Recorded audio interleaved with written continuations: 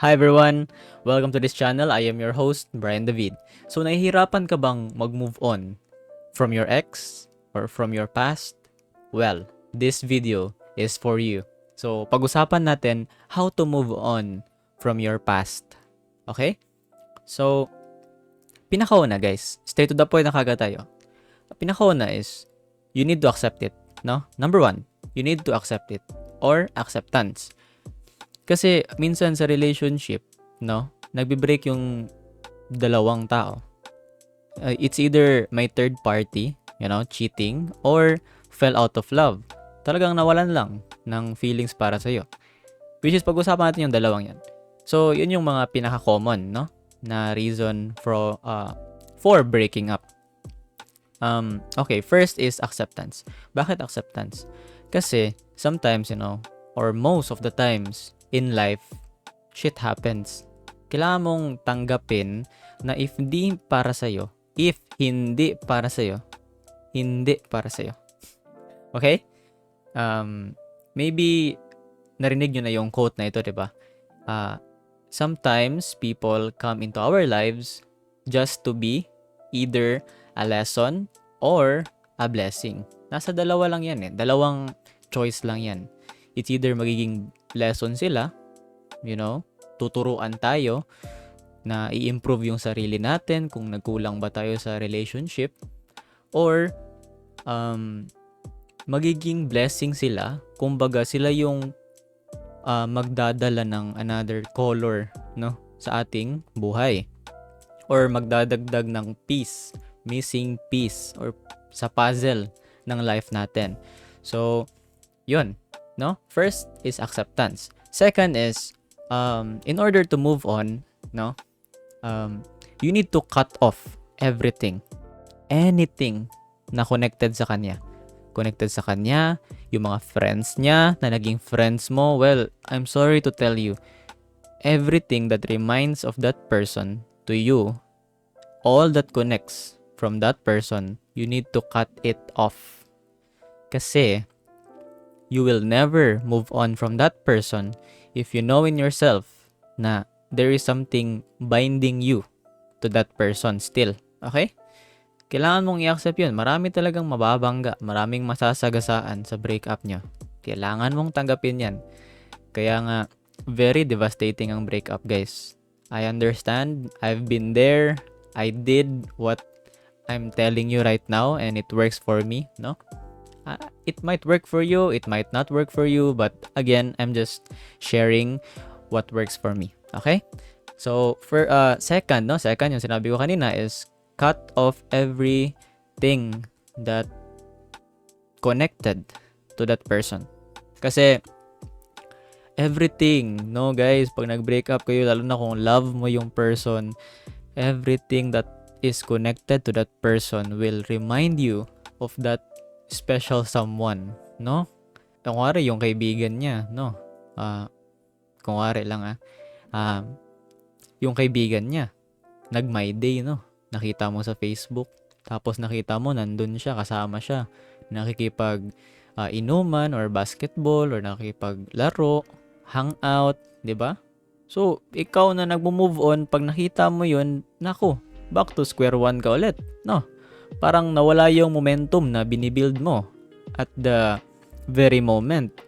So, nag-delete ka nga ng convo, nag-delete ka nga ng pictures, hindi mo naman in-include yung pag-set aside ng mga tao na connected sa kanya. I know guys na kung nga rin, nagkaroon kayo ng friends, no? Naging friend mo na yung family niya, or what, maiintindihan naman nila yun. Kasi, hindi naman siguro sila narrow-minded, no? Para hindi ka maintindihan na you need space, you need time, and you need to be alone. You need that me time, kumbaga, in order for you to heal, no? To at least mend your broken heart. Kasi, if iniisip mo kung anong sasabihin nila, sinong mag-iisip kung anong mafe-feel mo, 'di ba? Yan yung dapat mong tandaan. So, if you are watching me right now, no, if you are watching this video right now, kaya mo yan. Maybe that person came to your life as a lesson. Wala tayong magagawa. Maybe that person is, kumbaga, God gave you that person in the first place, no? To be a lesson. Maybe that person is, ano ba yung word? Nire-ready ka, no? Nung person na yun to be worthy enough para sa the one, no? Para sa person na para talaga sa'yo. Okay? Don't rush, guys.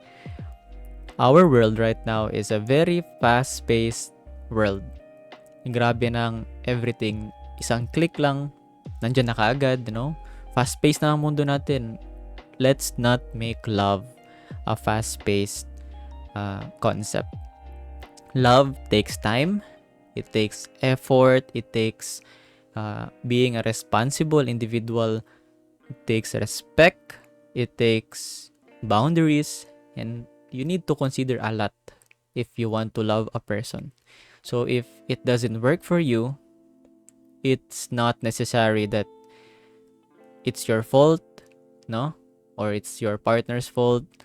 But maybe hindi talaga kayo para sa isa't isa. Kumbaga doon sa song ng ano ba yun? Magnus ba yun?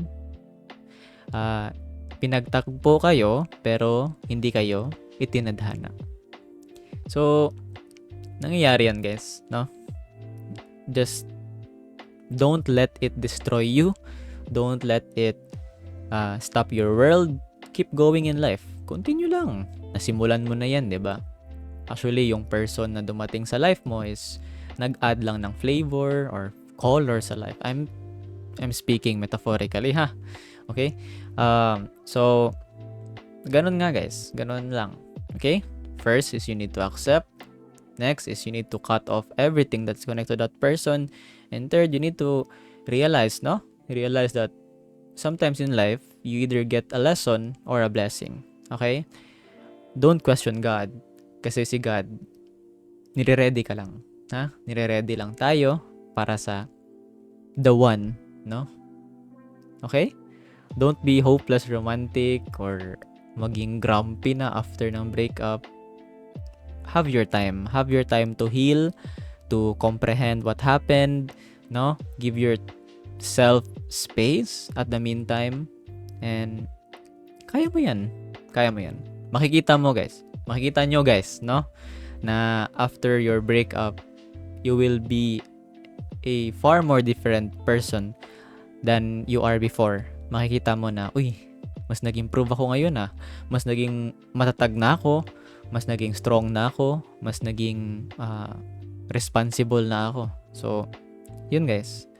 Kaya nyo yan, okay? Kaya nyo yan. So, sa mga tao na nakakapanood nito ngayon, na nag-undergo ng breakup, I am rooting for your healing, guys. Kaya nyo yan, no? Try to apply what I said on this video. Maybe it will work for you. It works for me, no? Malay natin mag-work, di ba? So, if you want to tackle a certain topic, no? You can comment down below sa ating YouTube channel.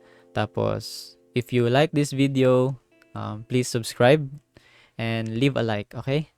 Thank you so much, guys. Appreciated ko masyado yan. And I am just here, no, to share my wisdom, no, given by God to me. I want to inspire people. So, again, guys, kaya nyo yan. Kaya yan. Okay? God bless you guys. Stay safe. Bye-bye.